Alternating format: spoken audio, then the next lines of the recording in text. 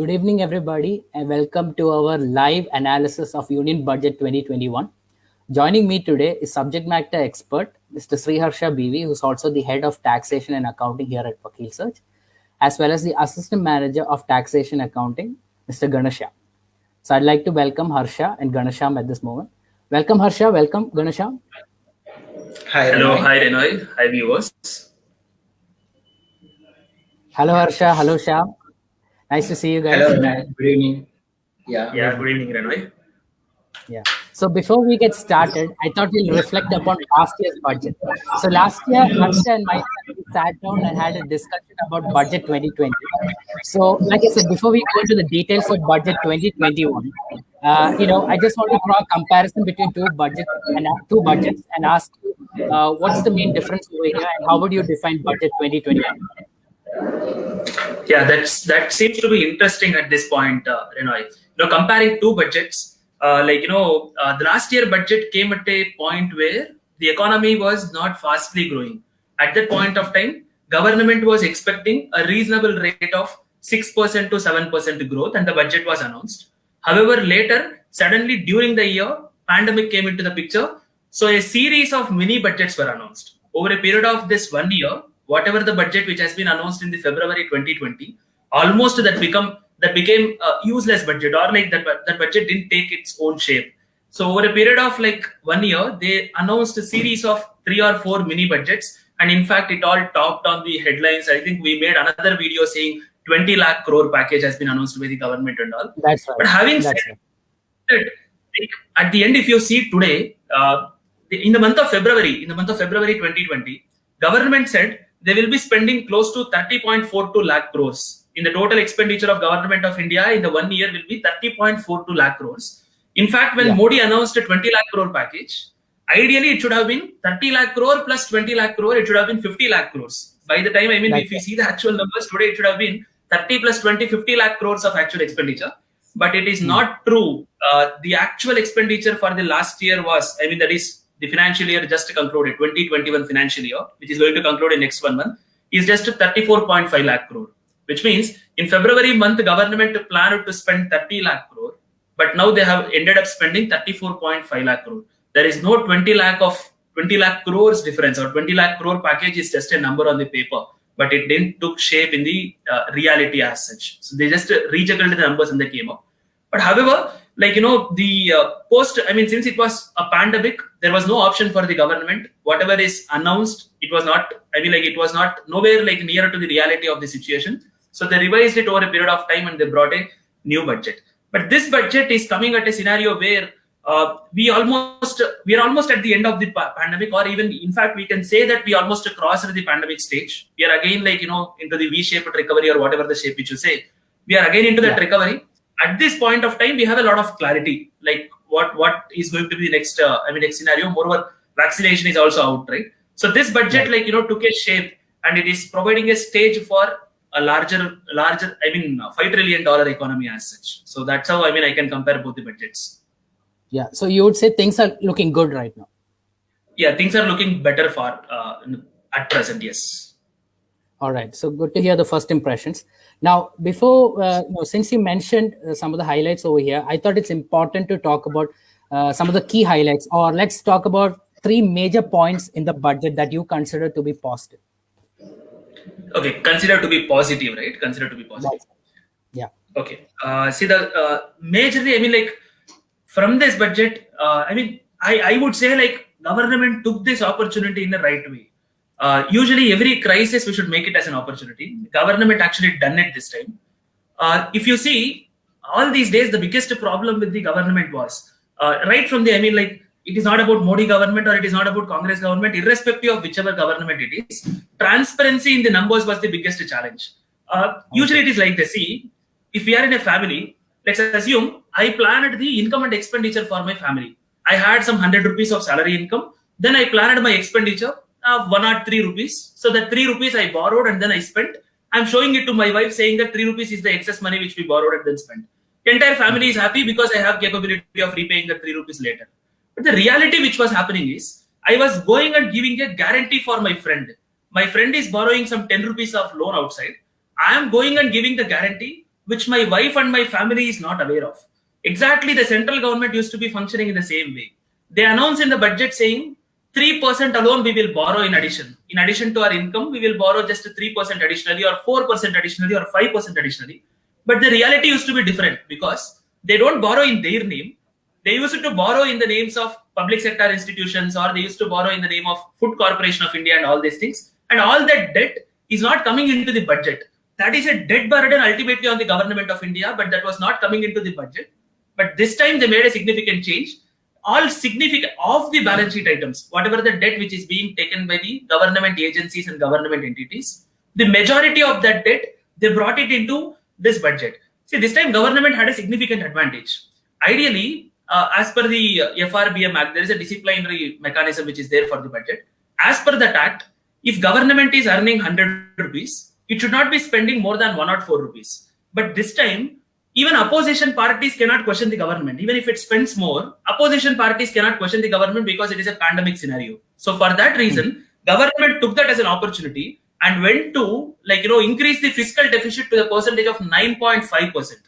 This 9.5% would have been like a number even without pandemic, but this time it came onto the balance sheet and it is open for everybody. So the numbers have become more and more transparent. That is one positive change which we can derive from this budget. Government used the crisis for presenting the real picture as such. So that is one positive point which we can take out from this particular budget. The second point which I can say, the positive point you were asking, right? The second point which I can say is, we were expecting COVID cess. An additional tax which was expected on the at least to super rich people. In fact, after the budget announcement, I don't know whether middle class people and salaried employees, whether they have felt happy or not, but super rich people have felt very happy. The reason being, we were expecting additional COVID cess, or we were expecting additional wealth tax to be introduced again, but government didn't introduce any new tax as such. That's a positive news for the overall economy as such. Then the third is, government is spending through the proper channels now. See, whenever you consider the expenditure, there are two types of expenditure. One is revenue expenditure, where you give gas subsidy, where you give some free direct benefit transfers. All these are revenue expenditure, which doesn't yield any benefit in the long run. The other part is capital expenditure. This time in this budget, government stressed a lot about capital expenditure. In fact, it increased its allocation for the capital expenditure by 35% than the last year. So at a pandemic scenario, when the growth is, when the expectation of the growth is way too high, at that point of time, it is right thing to do to invest on the long-term capital assets. So I broadly consider these three as the positive points. I leave it to Shyam for if he wants to add something. Yeah. Definitely. Thank you, Harsha. So we can add two more points, positive point to this budget. One coming to, if you see the budget, how the FM has presented it, part A and part B. If you see the part A, it almost went up to 1 o'clock, and part B has just a half-an-hour session. So what is there in the part A? Part A is more on the nation building. So a positive point that I can add to this budget is that it is not a populist budget, but it's a corporate budget, focusing more on the nation building and very less on the short-term benefits. So this we can add one more negative point, but the positive point is it is a corporate budget focusing more towards the nation building in the long term. So this is one more point, and one second point which I can add to that is, if you see past 2 years, if you see the budget sessions, the markets have fluctuated with high volatility. So stock markets have gone up, down in the same one single day. So a lot of retail investors have lost the money. But if you see this current market, today's budget, so the Nifty has actually gone by 5%. So why I'm adding this point is because it's a positive point for the retail investors. So during the pandemic and also after the pandemic, if you see the number of retail investors who are coming into the stock market, and the reason why they are coming is to invest their savings. So they want to earn more, which is where they are not getting less interest in the bank FDs or post office savings, some scheme. So if you see this side, the stock market has really done very well during this budget, because the budget focused on nation building, not on the populist point, which are single points. So these 2 points I can add to this positive scenarios. Okay, so to summarize, there's more transparency and there's far more growth also. At least the government is leaning towards that in terms of growth in the economy. Yes. All right. Yes. Yeah. So now that we covered the positives, let's go into the negatives as well. So I'd like to ask about some of the negative points that you saw in this budget. Always, like, you cannot satisfy all the needs of all the stakeholders in this country because we have limited budget resources. At any point of time, all the expectations will not be fulfilled, and even this time, that is the reality. I mean, always. I mean, that's obvious. But this time, the most sad That's part. a well-defined disclaimer. Yeah, that's a well-defined disclaimer. Yeah. Yeah. The negative point significantly is this budget focused a lot, like, as I mentioned, this budget focused a lot on the larger scale corporates. But when it comes to MSMEs or when it comes to small startups, I don't think any significant changes they made. And there are no positive changes as such, as well as there are no negative changes too. And in fact, at this moment of time, when many people lost employment or where too many pay cuts are there across the country, there are too many pay cuts. At this point of time, everybody reasonably expected that the income tax slabs will be increased or exemption limit will be increased for at least the lower level slabs. But government didn't do that. The positive thing is they didn't introduce COVID cess, but the negative thing is they didn't even increase the income tax slabs as such. The other thing which, people expected during this pandemic, in the last 2 to 3 months, if you observe, Twitter is trending for extension of due dates and all, extension of due dates or reduction of penalties on the small companies. The current problem is in Companies Act or in LLP Act or everywhere, almost in every act, the problem is the late fee or the penalty is same for everybody. It is same for a company which is incorporated yesterday, and it is same for the company like Reliance or like Tata's. That is a huge. I mean, that's a huge problem. We expected from this budget that there will be some relaxation for small companies or for small individuals and LLPs, but actually there is no relaxation in terms of late fees as such. So that was one negative point which we observed. Okay. So yeah. Yes, and one more thing, like yes. Yeah, like how Harsha was summarizing is that, so the main focus is on long-term benefits rather than the short-term benefits. So all the people, like all the investors or all the common people, was thinking more on the short-term benefits, like extension of due dates and then having some individual benefits and the taxation. So these were not there in this budget. If you see the whole budget, it's completely on the nation building. So we can say this is one of the negative points. Like all the budgets you see, some are the more on the individual side or some are the more on the company side, which they give you for the short-term benefits. But this is not there in this current budget. So this we can see as one more short point here. So having less short-term benefits and long-term more benefits. That's interesting. So to summarize, it all comes down to long-term goals versus short-term goals, and this budget is leaning more towards long-term goals. Correct. All right. So Harsha, at the beginning, you mentioned about last year's budget and how it was putting a strain on the banks, especially when it comes to borrowing money. So in this budget, are they still following that same trend? No, actually, in fact, this time it's a very much positive news for banking industry as such. In fact, if you see today, in the just 3 hours after announcing the budget, Bank Nifty has increased by close to 8%. Close to 9% increase is there in the Bank Nifty. Overall market increased by 4.5 to 4.5%, but whereas Bank Nifty increased by 8%. The significant decisions which are taken for banking industry are like, government is planning to sell off 2 public sector banks. They didn't name any public sector bank as such, but they're going to sell off the 2 public sector banks. With a positive news, the reason being public sector banks are sitting on huge NPAs, huge non-performing assets, or huge amount of borrowings which are not being collected by the public sector banks. That's one good thing if they privatize the public sector bank. The other thing which they announced is they are infusing a capital of 20,000 crores additionally into the banking sector. Though it is a very small amount, usually in the last year, though it is a very small amount, still government is considering to put 20,000 crores over there. The very, very important change in the banking sector, the banking industry, banking industry is going to see in the going forward next 1 year is creation of a bad bank. I think we would have seen this discussion across many places for the past 2 to 3 years. A bad bank is being created. What do you mean by bad bank? It's a normal term which they're using. If any loan, for example, SBI has given a particular loan, the borrower is not repaying the loan. SBI gave 1,000 crore rupees loan. Borrower is not repaying that 1,000 crore rupees loan. Now today the problem for SBI is it has to recognize that 1,000 crores as an expenditure, or it has to write off that amount, and it'll affect all the ratios of SBI. where it cannot lend money in a courageous manner going forward.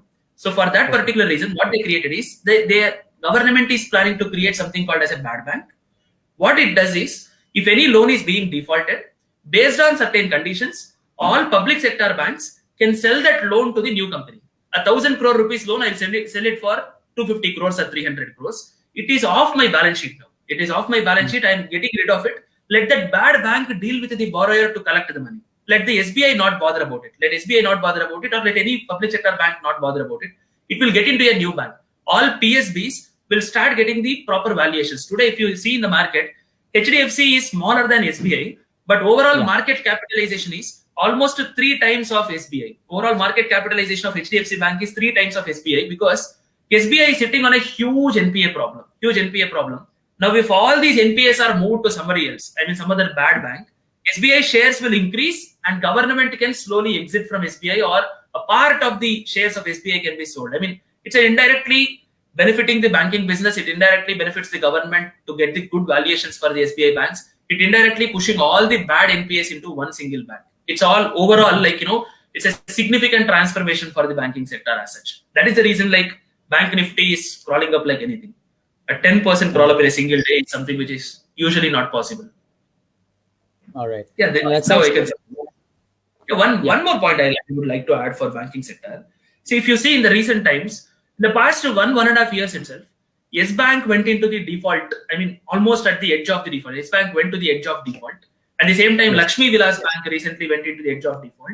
During all these scenarios, people who are suffering are the small depositors. Small depositors who deposited money into the bank, they are suffering. Because if you remember the Yes Bank scenario, the day when Yes Bank announced that, yes, we don't have money to repay, or 2 or 3 significant assets became NPS for Yes Bank, at the time, RBI involved immediately. RBI kept a restriction on withdrawals. I am a salaried employee having my account in Yes Bank, but now I am not able to withdraw my money because RBI is saying don't withdraw. RBI kept restriction on the withdrawals and all. During these scenarios, people faced a lot of problem. So for that particular reason, government came up with an amendment today. It said, even in case of default by the banks, till 5 lakh rupees, people will be allowed to withdraw. Even Yes Bank is struggling, Yes Bank is having stressed assets. Even then, we'll be able to withdraw to the extent of 5 lakhs. But anything above that, there will be restrictions as such. So that's a good move for protecting the interest of deposit holders. So that is one positive thing for at least the depositors, if not banking sector. So that's about banking. Yeah, definitely. I mean, it sounds really good. Some of the initiatives they've introduced over there, it certainly takes the burden, at least of regular people working regular jobs, can come back home. So moving on, since we talked about the banking sector, I also want to talk about the impact on insurance. So if Ganesha wants to cover that, or yes, Rana. So if you see this, pre-pandemic and post-pandemic, you see a lot of difference in the health industry. What is given more importance is the health and also the insurance. So earlier, developing countries like India have not given much importance on the insurance. There's no social benefit implementation by government at all. So if you see the post this COVID and all, you're seeing much expenditure is being made on the health side, and also towards by the insurance companies. People are ready to take the insurance policies now more than the earlier. So this is a significant change. And one more thing towards the insurance sector, which I want to add, it is as Harsha was pointing out, in case of banking sector, 2 banks have been announced by the government towards 2 PSBs have been announced for the disinvestment. Similarly, in this case, I can point out 2 things from the budget. One is that there is one insurance company, again, there's no name given by the government, but one insurance company which is going to the disinvestment plan. And the second thing is LIC. As we all know, if we say insurance, if you have taken the insurance, the next name comes is LIC, Life Insurance Corporation of India. So this is a government company. Now it is going to going for the IPO by 2022. So these are the two important things which we can take from the budget. And the third point, there's one more third point, which is also more important, is FIA investment in the insurance sector is increased from 49% to 74%. This is really a good we can say targeting towards the insurance or the health sector. Because earlier the foreigners, the FIAs, we can only invest up to 49% in the Indian companies. So there is a lot of gap in the insurance sector itself. Like even the companies in India are not coping up to the level of insurance that Indian people require. So and moreover, we are having restriction on the foreign investors. So where we are capped the investment by the foreigners by only to 49%. But post the pandemic, I think the government has woken up, and they have woken up in a very good manner, and they increased this 49% restriction to 74%. So what happened? What happens in this case? So we can see lots and lots of FIS coming and investing in India towards the building of insurance sector. So this is a very good positive note.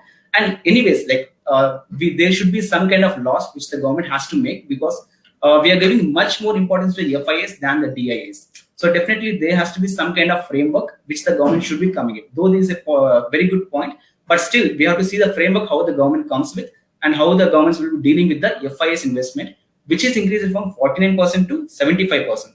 So with respect to this insurance sector, we can take this 3 points as a keynote from the budgets. Excellent. So that's actually well concise. I mean, very concise the way you guys presented it. So moving forward, there were several industries that they talked about in terms of allocating budgets to. So one of the questions I wanted to ask was in terms of infrastructure and construction and real estate. These really contribute to our overall GDP as well. So can you comment about that? Yeah, see, I mean, like post-pandemic or during the pandemic, one of the industries which suffered a lot is construction and real estate industry. So because workers have moved from the places where they used to work to their native places, they didn't turn up again. So all these problems were there, and because of which transportation restrictions were there, because of which industry suffered a lot. Earlier also there was one exemption, tax holiday for construction companies. Any construction company handling affordable housing project in the sense like each house in that project should be less than 45 lakh rupees. So affordable housing project, they used to have 1 year tax holiday that will continue to exist even now. I mean, they extended that benefit for 1 more year. And at the same time, construction companies which are constructing the houses and providing for affordable rent, they prescribed this slab and all, a rent amount of less than 7,000 rupees or something like that per month is there. So for those companies which are constructing the houses and providing it on rent at these limits, for them also 1 year tax holiday has been extended. So that is one major benefit for construction company. But apart from that, like during pandemic, one heartbreaking story which we all saw in the media is about the migrant workers. In the past, in the past 75 years, such a sad story was not there in Indian history. But however, that created a move across the country. Every charitable institution came forward to help these migrant workers and all. But now government basically understood the problem of this particular migrant workers. If you consider manufacturing industry and all, workers working in the manufacturing industry, they have proper PF, ESI and other social security benefits and all. But in case of construction industry, it is not that way. They usually handle 3 months, 4 months or 3 years, 4 years projects. A small construction company will handle 3 months, 4 months or 1 year project. Whereas a large scale construction company will handle 2 years, 3 years, 4 years projects. Workers are gig economy workers. They are not being properly recognized, or they don't have social security benefits as such. Now government decided to bring all of them onto a separate portal. And it is making all the construction companies and such kind of companies mandatorily to file a particular return every month online and pay some social security benefits for these people as well. And apart from that, like 2 to 3 months ago, even Modi announced in his Mann Ki Baat, one nation, one ration card. So this benefit, this is also going to benefit a lot for construction sector employees, because these are the people who came from different states, coming from Bihar to work in Tamil Nadu and Bangalore. So for these people, one nation, one ration card will benefit a lot, because they can take the ration from anywhere in the country. And much importantly, like Finance Minister announced, they can take partial ration as well. They can take partial ration in Tamil Nadu, and their family can take partial ration in the Bihar. That is possible in the going forward economy. That's a one positive thing. Apart from that, this budget is mainly focusing on the infrastructure and construction. Infrastructure development as such. So they announced one more reform as such into the power sector. Currently, entire power distribution is being controlled only by the state-owned enterprises, either central government-owned enterprises or state government-owned enterprises. So only government-owned enterprises are distributing the power to our houses. Power generation companies are private companies. Many companies are generating the power. Adani Power and so many power generation companies are there. When it comes to power distribution, only public sector companies are distributing the power. This time, Nirmala Sitharaman announced they will allow private players into distribution industry. They will allow private players. So now as a consumer, I'll have an option. If I want to buy, like exactly like telecom sector, if I want to buy BSNL SIM card, I can buy. If I want to buy Jio as well, I can buy. If I want to buy Airtel as well, I can buy. In the same way, going forward, electricity lines will be there in that way. If I construct a house, I can purchase either Jio connection for electricity, or like some Tata connection for electricity, or I can go with government connection itself. So that option is going to be provided for the individuals, and moreover, they are going to install prepaid meters for electricity. I mean, this is one good idea, because so many bad debts are there in the power industry. Power distribution companies are completely stressed out. Instead of reinvesting a lot of capital into power distribution, it is better to allow private players itself. It might sound like I'm an advocate of capitalistic economy, but still, I think based on the practical experiences, that private sector only has efficiency advantage over the government sector as such. Then apart from that, independent gas distribution companies are being formulated, like power sector companies. Independent gas distribution companies are also being formulated. And one important change, one important announcement was with respect to highways and infrastructure. They are planning to construct 11,000 kilometers length highways. I mean, most of which is already completed. Some 3,500 kilometers additionally will be constructed. Simply speaking, they're going to construct all these highways in the states where upcoming elections are due. Upcoming elections are due in the state of West Bengal. Upcoming elections are due in the state of Tamil Nadu, Kerala, Assam. So in all these states, they're going to take up these projects. Then in the same way, one important change which they announced with respect to markets is gold exchange. Currently, we have stock exchange, which is shares exchange, as well as we have something called as commodities exchange. In the same way, they're going to plan something called as gold exchange. Maybe it will be a separate entity altogether, which will be again regulated by SEBI. It will provide a good investment option and new investment avenue for the people to invest. So gold exchange is also one development with respect to the infrastructure. So these are all various points which I wish to cover for infrastructure. No, these are interesting points. It's certainly, there are certainly positives that you can take away from it, especially when you talk about migrant laborers or people who are less unfortunate. So that's definitely a positive. Even the roads at some point will be positive for all of us. So let's go with that. Yes. Yeah. So there are a couple more sectors I want to talk about. One of them is health. But before we go into health, I think, let's cover education and agriculture, because health industry was something they talked about during the 6 pillars of the budget that they discussed. So before we go into health, let's touch upon education and agriculture, especially with certain controversies related to agriculture with the farmers right now that's going on. I think both of you should, present your take on the education and agriculture sector, at least the impact on these sectors. Yes, Rani. So if you focus on the agriculture sector, first of all, as you said, yes, there's a lot of chaos going on from the farmer side. But anyways, let's see from the government point of view for 1 or 2 points now. So what the government is presenting is that they are saying is like the current MSP has benefited the farmers already. So they said that there are 3 major crops which are like wheat, pulses, and then paddy. So from these crops, if you see the numbers, so they are saying the government is mentioning that the MSP has benefited the farmers in such a way that it has increased their income by 1.5 times. So if you remember in the last budget, the government has already focused on the farmers by doubling their income by next 5 years. So they focused on doubling of income. But if you see in this current budget, they are already presenting a budget with numbers in such a way that it is already increased the farmers' income by 1.5 times. So what is it by 1.5 times? I mean, it is in terms of like government spending towards the MSP or towards the number of farmers. I think it's a both. We can say a mixture of both. It has increased the both number of farmers getting the benefit from the MSP program and also from the increasing spending by the government towards the MSP. So what does it mean? I think this is the chaos which is already going on because of the farm laws. If you see the farm laws which are currently proposed by the government, they want to take out the MSP.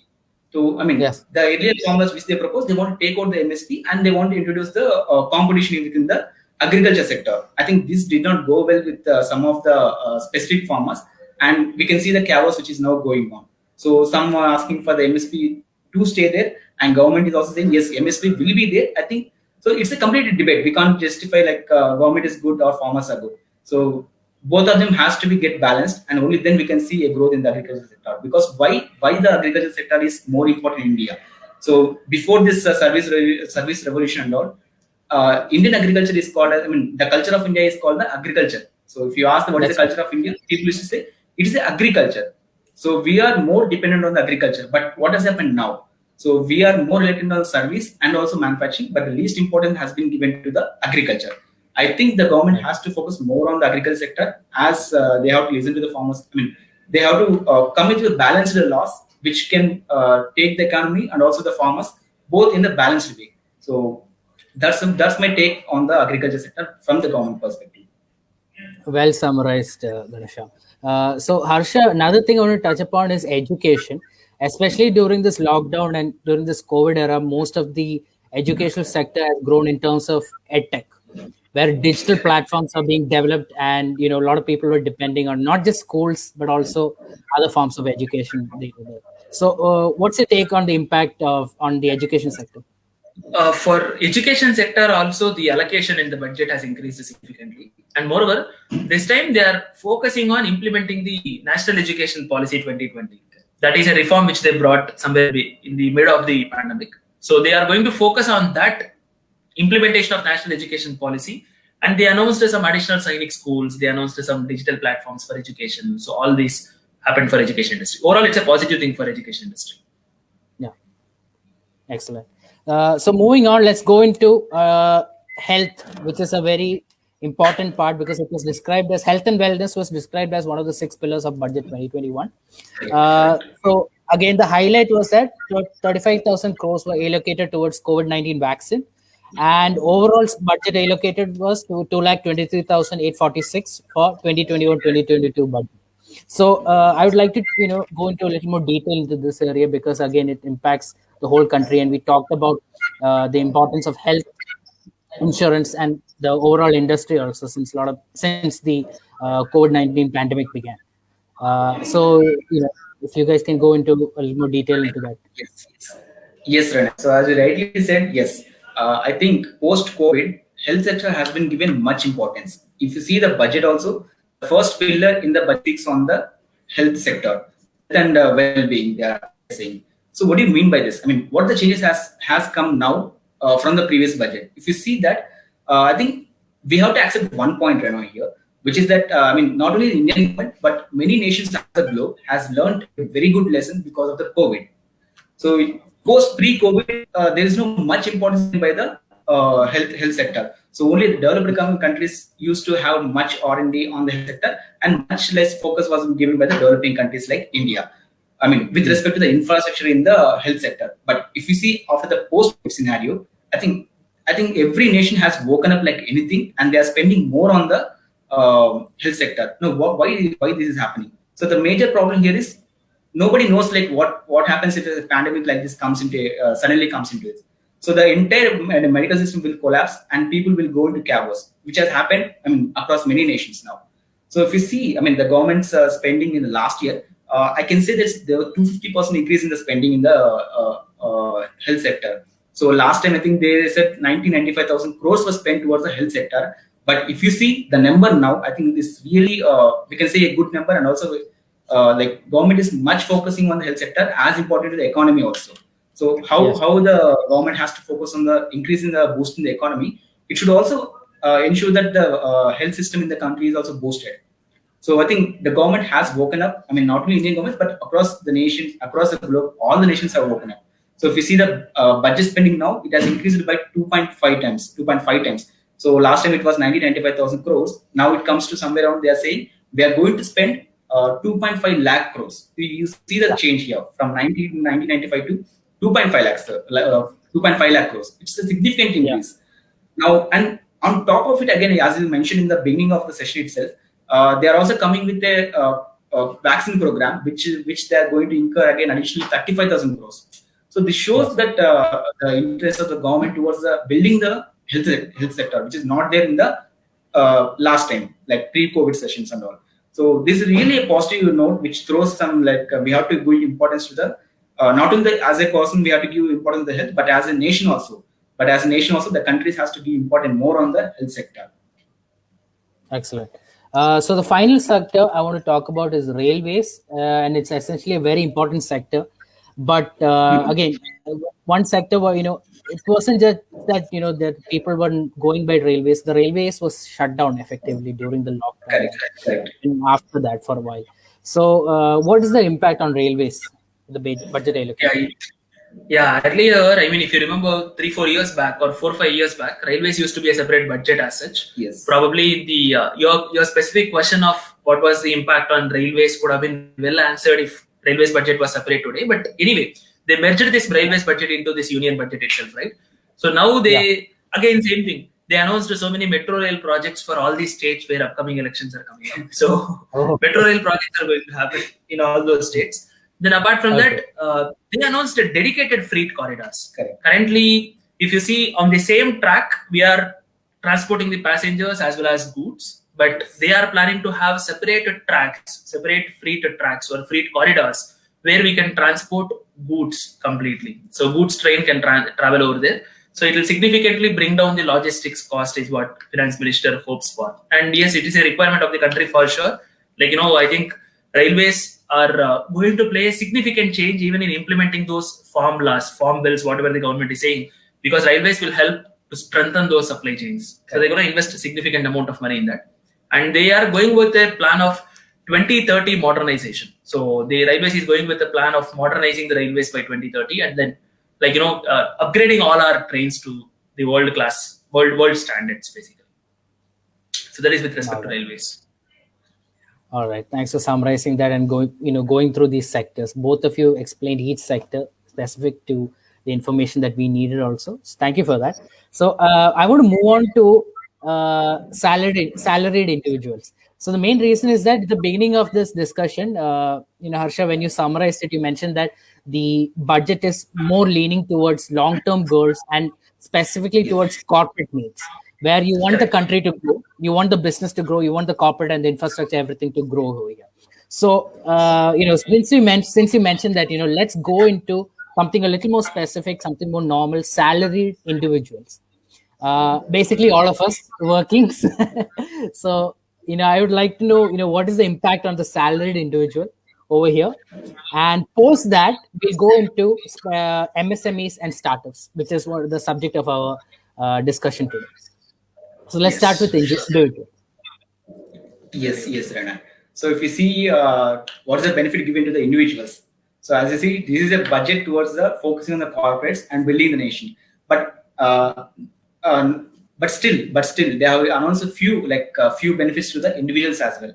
So though though they were not that much important, but still they were important with respect to the people who are individuals who are having salaries. Like for example, if you take they have increased the affordable housing scheme by 1 year. So what is the benefit that individuals are going to get?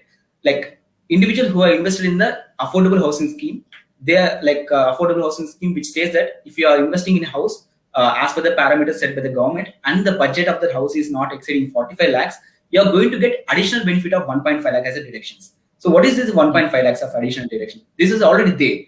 This is already there in the last budget also. But they are going to extend this by 1 more year. So that is a one benefit that individual salaried persons are going to get.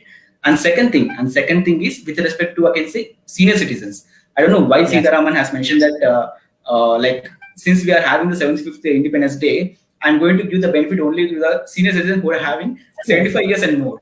I think ideally she should have mentioned all the senior citizens. But anyway, since because we are having a 75th of Independence Day coming in the August, so she announced that all the people, all the senior citizens who are having 75 and above, they are going to have some kind of benefit, like exemption from the filing of IT returns. Now, who are these people who can opt this benefit? They are listed only two types of income. Senior citizens who are having 75 years and above and having these two types of income can no need to file the income tax return on all. So what is the two types of income? One, a person with the pensions, like all the retired persons who are getting the family pension, so they are exempted. And second kind of income exemption which they got is interest from the post saving banks or from the FDs.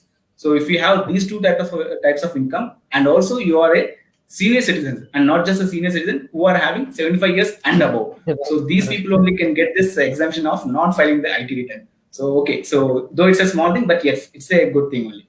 And the third thing which we can mention is that pre-filled ITR.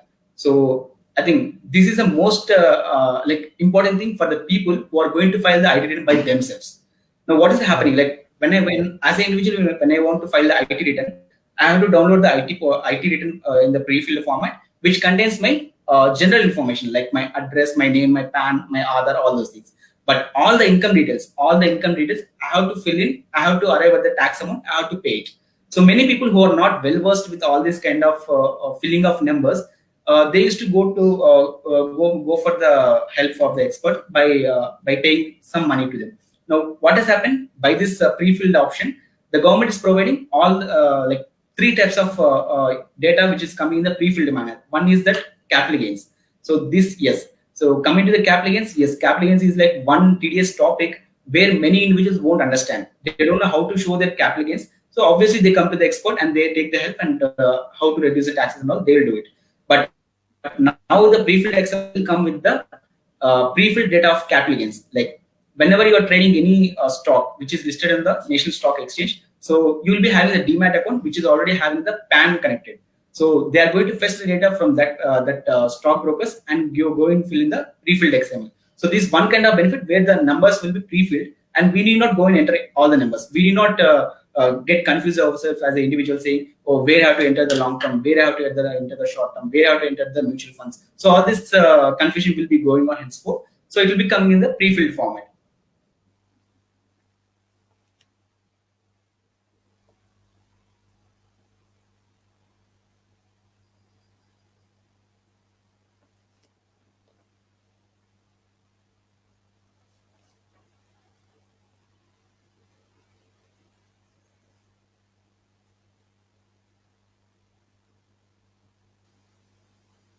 I'm sorry, folks. I think we're having a technical issue here and we lost the connection. I'll try to get them back. Please hold on.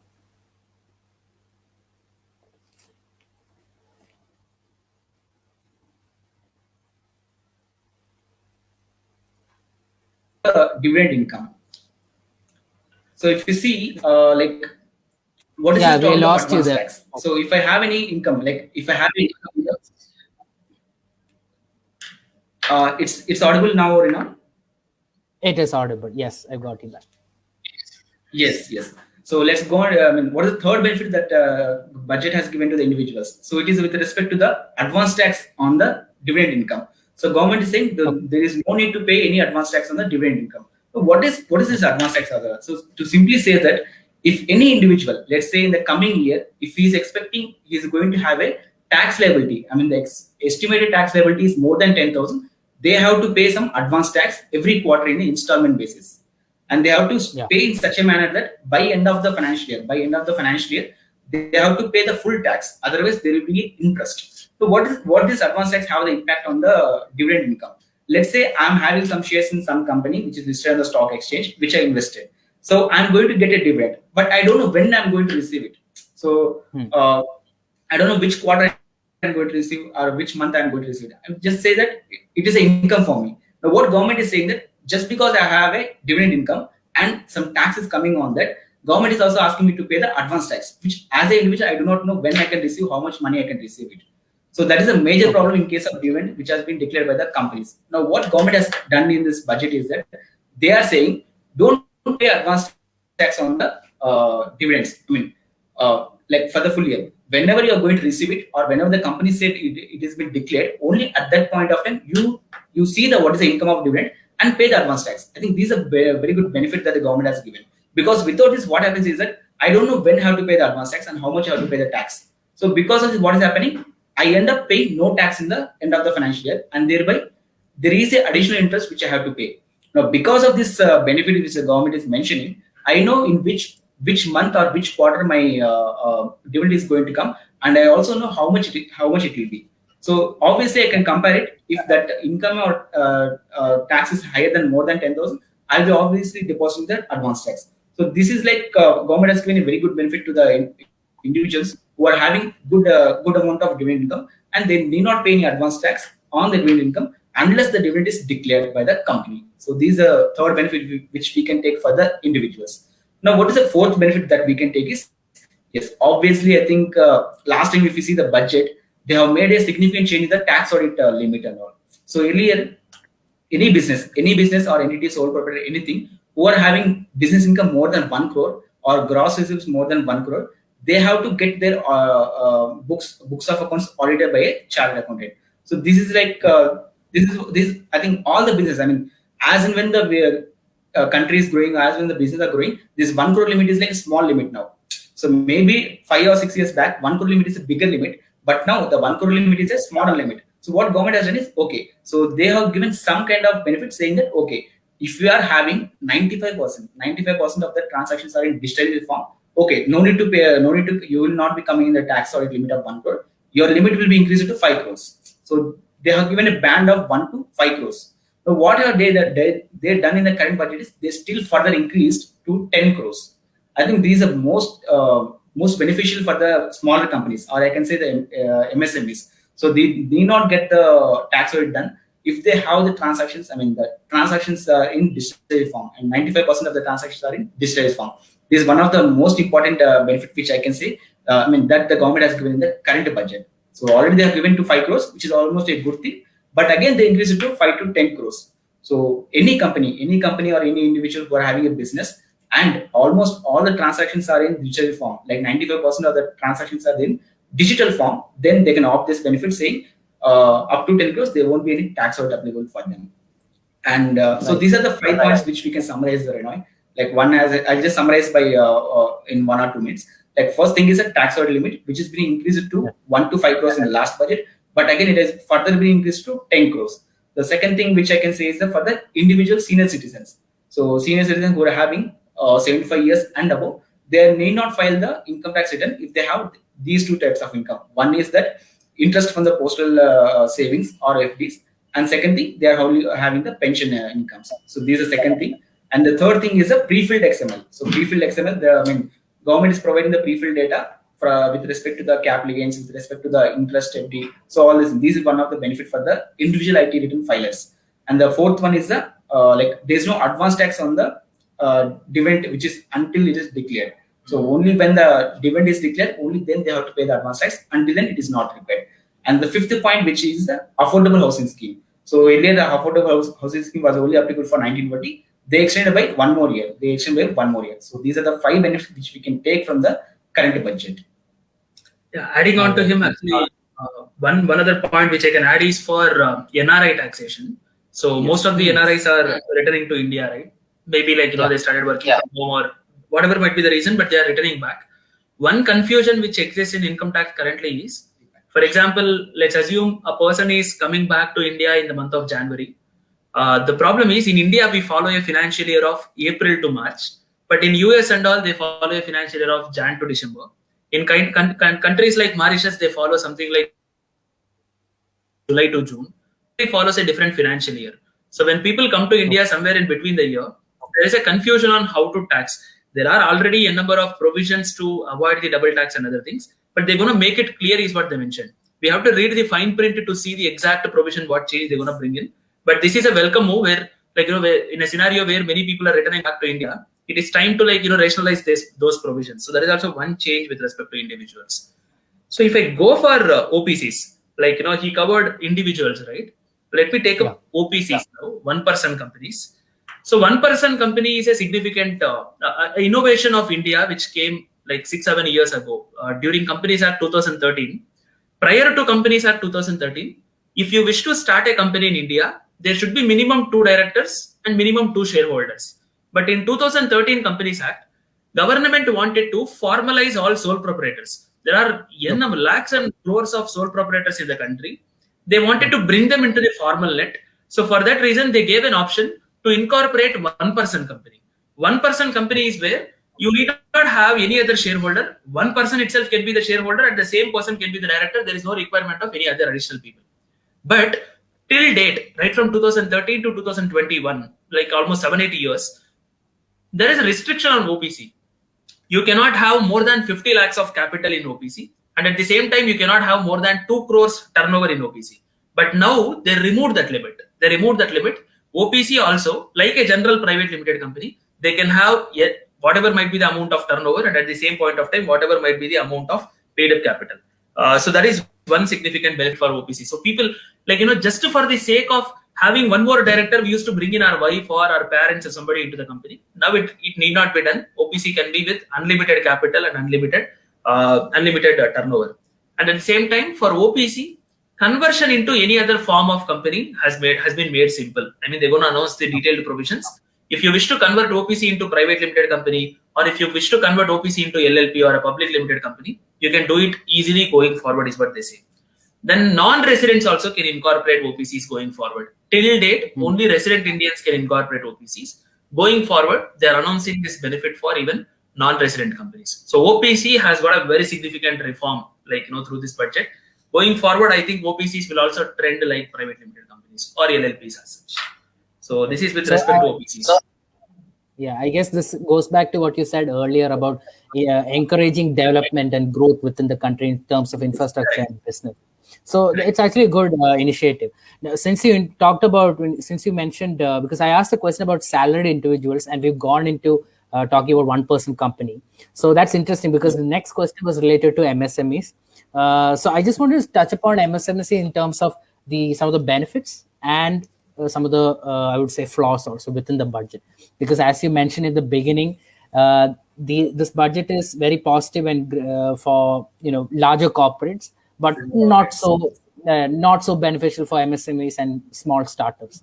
So what do you think? What's your take on that thing? Yeah, actually, no significant benefits for MSMEs. So no significant benefits. But let me iterate what changes they brought in and what direction they are trying to think is what we can understand with these changes. See, with respect to LLPs, limited liability partnerships, when Companies Act 2013 was introduced, there were so many offences which were criminal in nature.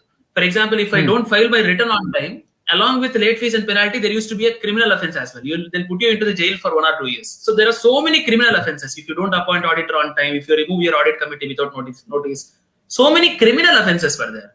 So over a period of past 2 to 3 years, they amended the Companies Act continuously and they decriminalized all those offences. They just put only penalty and they won't initiate criminal proceedings on you. In the same way, they brought the same amendment for LLPs now. Going forward, many offences under LLP Act will be decriminalized. It will not be, having any criminal liability associated with it. It will be just a normal civil liability where I will end up paying some penalty or late fees or interest. But it will not be a criminal investigation which will be initiated. Then when it comes to companies, in companies, there is a concept called as small company. Where government differentiates a small company by providing some additional benefits. The benefits include they need not prepare a cash flow statement. Audit rotation is not applicable for them. They need not change the auditor for n number of years. So these some benefits are there for small company. Earlier, till this budget date, small company was a company which was having paid up capital of 50 lakhs and turnover of 2 crores. Paid up capital of 50 lakhs and turnover of 2 crores. But through this budget, they wanted to increase that limit so that many number of companies can avail this small companies benefits. They increased the paid up capital limit to 2 crores and they increased the turnover limit to 20 crores. So paid up capital limit to 2 crores and turnover limit to 20 crores. The companies which fall under this particular limit can avail all the benefits which are there for the small companies. So that is one positive change for MSME entities as such.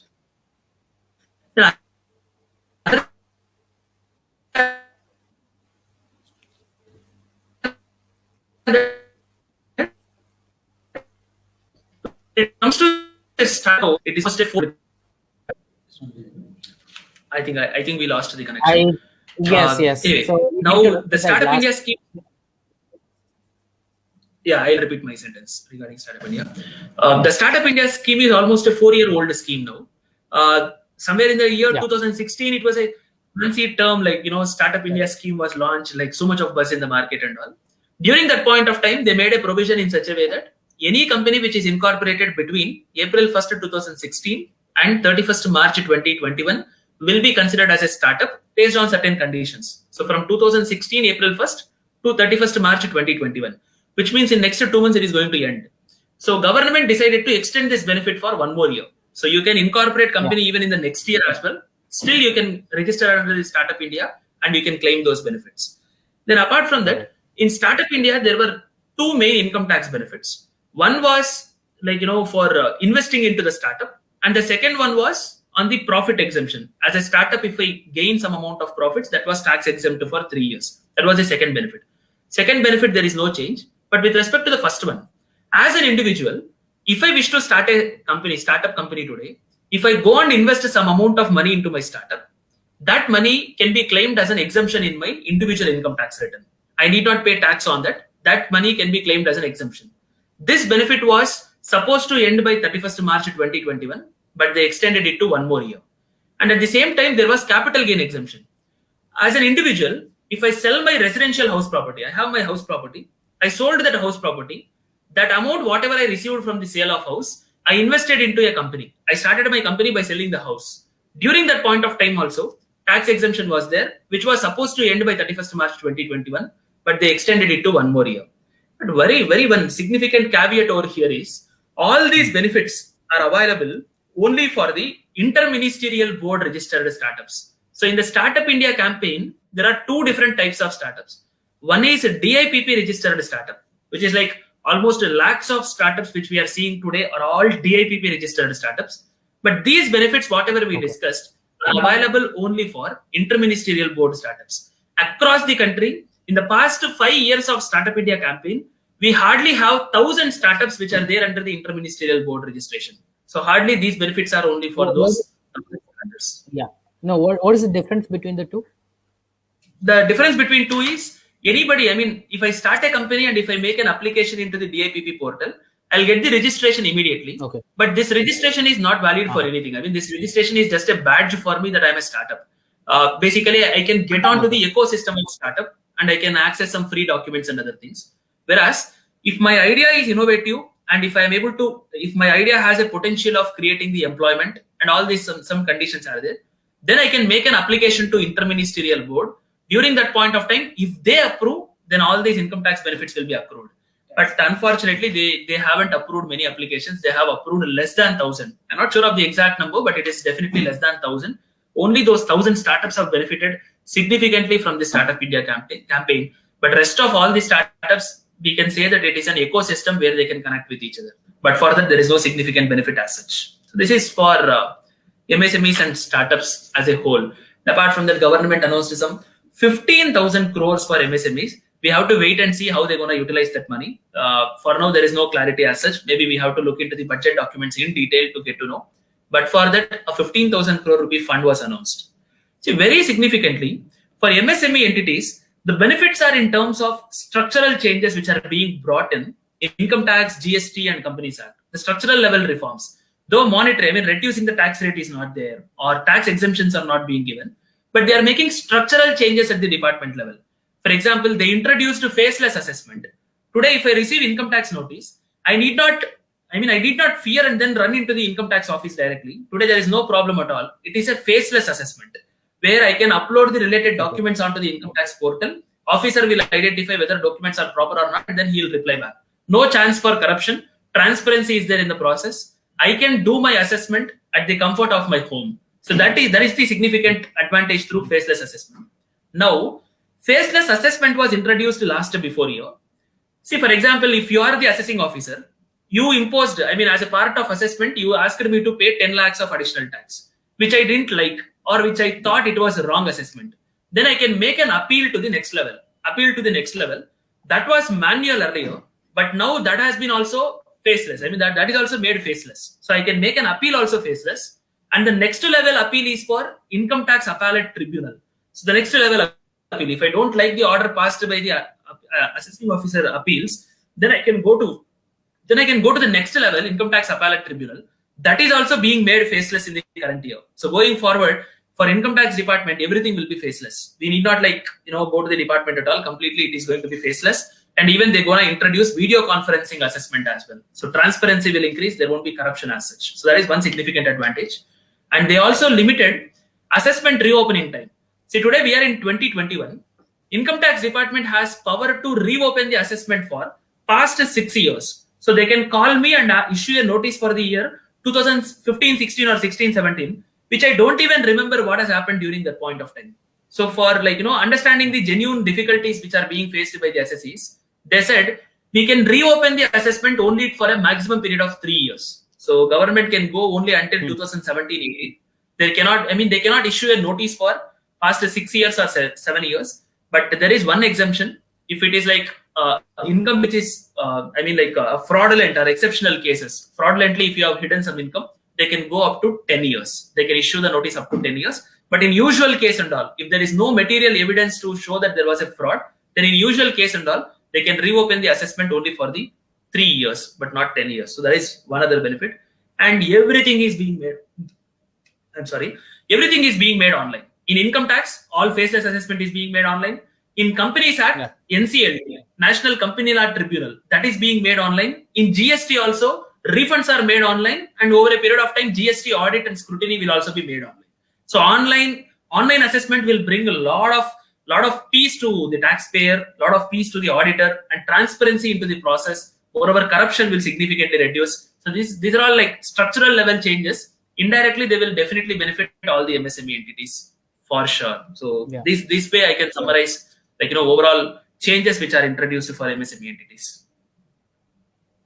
Wonderful. I mean, by the sound of it, it looks like the advantages are more about convenience and safety. That seems to be the way they're going for.